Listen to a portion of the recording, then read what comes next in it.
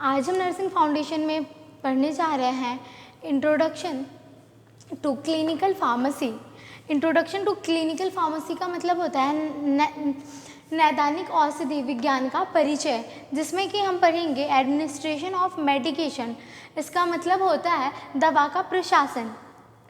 Administration of medication में हम पढ़ेंगे उसके परिचय के बारे में, यानी कि उसके इंट्रोडक्शन के बारे में, मेडिकेशन के बारे में कि मेडिसिन क्या होती है, और दवा के उद्देश्य के बारे में, यानी कि पर्पस ऑफ द मेडिकेशन।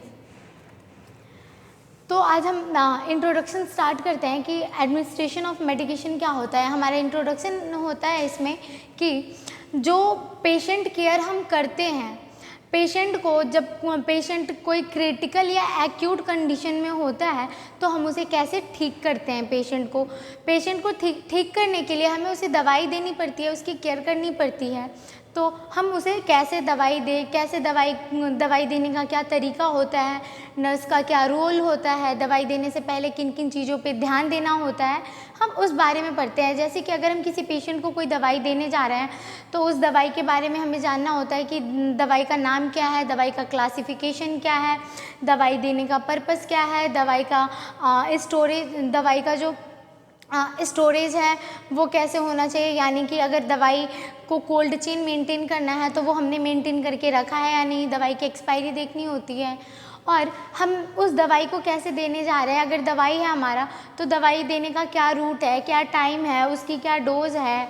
और जैसे कि अगर हमारा दवाई है कि दवाई को हम मिला के देते हैं, जैसे सॉल्यूशन बना के देना है, कोई पाउडर फॉर्म में दवाई है तो कितने mg को कितने सॉल्यूशन में मिलाना है, ये सब नर्स को पता होना चाहिए।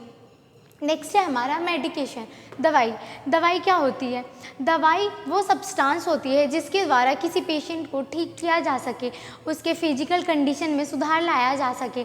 जैसे कि अगर कोई बीमार इंसान है तो उसको कैसे ठीक किया जाए।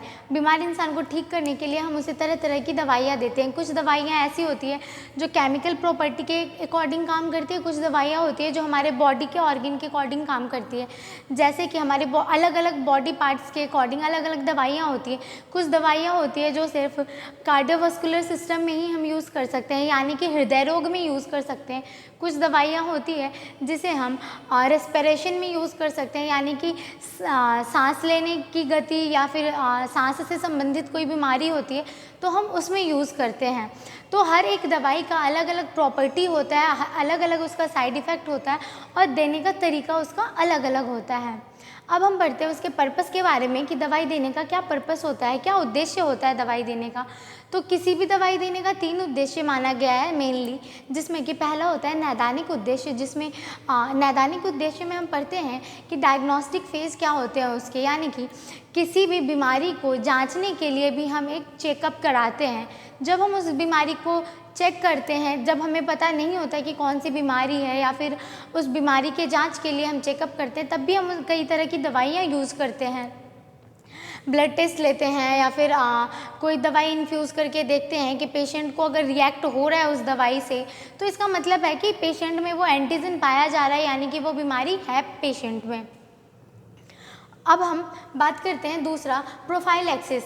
प्रोफाइलैक्सिस मतलब होता है रोकथाम। जब पेशेंट को कोई बीमारी है, कोई भी बीमारी होती है तो उसके रोकथाम के बारे में जब हम पढ़ते हैं, यानी कि उसके प्रिवेंशन के बारे में पढ़ते हैं कि पेशेंट को कैसे प्रिवेंट किया जाए, कैसे उसको रोका जाए, क्योर किया जाए पेशेंट को।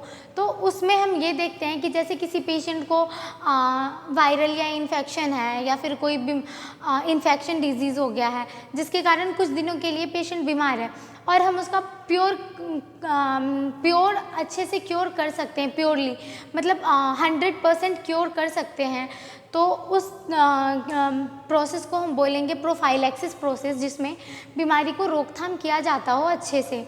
जैसे पेशेंट को इन्फेक्शन है तो हम उसको एंटीमाइक्रोबियल देंगे। एंटीमाइक्रोबियल कुछ दिनों तक हम उसको देते हैं तो पेशेंट अच्छे से क्योर हो जाता है, 100% बीमारी दूर हो जाती है। तो वो हो गया रोकथाम। जैसे हम ओपी भी देते हैं आजकल पेशेंट को, ओरल पोलियो वैक्सीन देते हैं जिसमें कि पोलियो से बचाव के लिए देते हैं ताकि पेशेंट को पोलियो का लक्षण ना आए, पेशेंट में पोलियो से ग्रसित ना हो हमारा पेशेंट, इसलिए हम उसे पोलियो की वैक्सीन देते हैं। तो वो हमारा रोकथाम होता है, होने से पहले हम उसे ट्रीट करते हैं या क्योर करते हैं, जैसे बीसीजी दे देते हैं ताकि फ्यूचर में उसे कोई प्रॉब्लम ना हो। नेक्स्ट है हमारा थेराप्यूटिक पर्पस यानी कि चिकित्सीय उद्योग, इसमें चिकित्सीय उद्देश्य में हम ये पढ़ते हैं कि कोई भी बीमारी अगर होती है तो जिस समय से बीमारी स्टार्ट होती है उसका ट्रीटमेंट स्टार्ट होता है पेशेंट का, उस समय से लेकर जब तक वो ट्रीटमेंट चलता है। इसमें ज़रूरी नहीं है कि 100% पेशेंट हमारा क्योर हो जाए, लेकिन हाँ पेशेंट को एक बेहतर कंडीशन तक हम थेराप्यूटिक प्रोसेस से ले जा सकते हैं। आई होप आप लोगों को आज ये समझ में आ गया होगा कि हमने इस यूनिट में क्या सब पढ़ा। अगर किसी भी स्टूडेंट को कोई प्रॉब्लम हो तो आप हमसे पूछ सकते हैं। Thank you.